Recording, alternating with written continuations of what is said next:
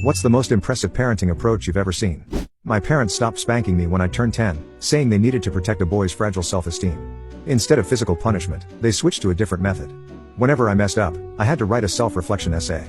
To give you some context, I was only in 3rd grade at the time, and the essays we wrote for school were usually capped at 300 words. But for my self-reflections, I had to write 800 words. If I didn't finish it, I wasn't allowed to play. If it wasn't deep enough, I had to rewrite it. What really baffled me was that after I turned in my essay, my dad would sit down with me, go over the spelling mistakes, and have long, thoughtful conversations about it. He'd say things like, "Why didn't you phrase it like this?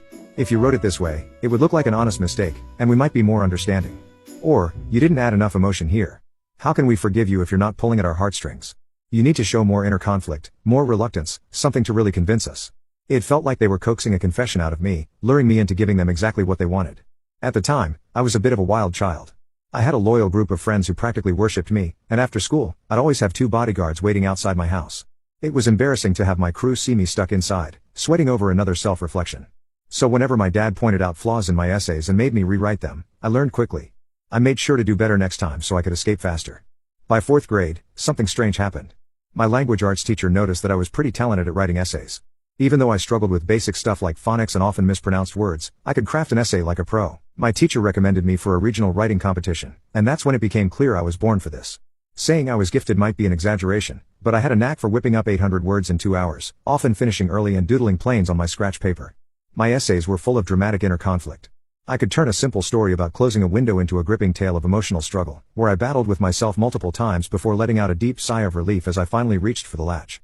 By the end of elementary school, I'd competed in 3 state-level essay contests, winning first prize twice and second prize once. Despite my grades being all over the place, my essay skills made me a bit of a school legend. In middle school, my self-reflections ballooned to 3,000 words, and I was already publishing short stories in local newspapers, granted, only in small-town papers. By high school, my reflections were 5,000 words long, and I could easily knock out 8,000 words in a day. I even started having written discussions with my dad about philosophical topics like the meaning of education. Once I got to college, nobody forced me to write self-reflections anymore. But by that point, my self-reflection soul was on fire. I couldn't stop. So I started a side hustle, writing love letters for other people. My specialty? Heartfelt apology letters to girlfriends after a fight. My letters were crafted to be both deep and accessible, guaranteed to make the recipient feel like the person writing it was ready to renounce their entire soul, begging for redemption and rebirth. Looking back, I'd say that was my parents' most successful approach to raising me. Not only did my fragile self-esteem remain intact, but they also taught me a useful skill.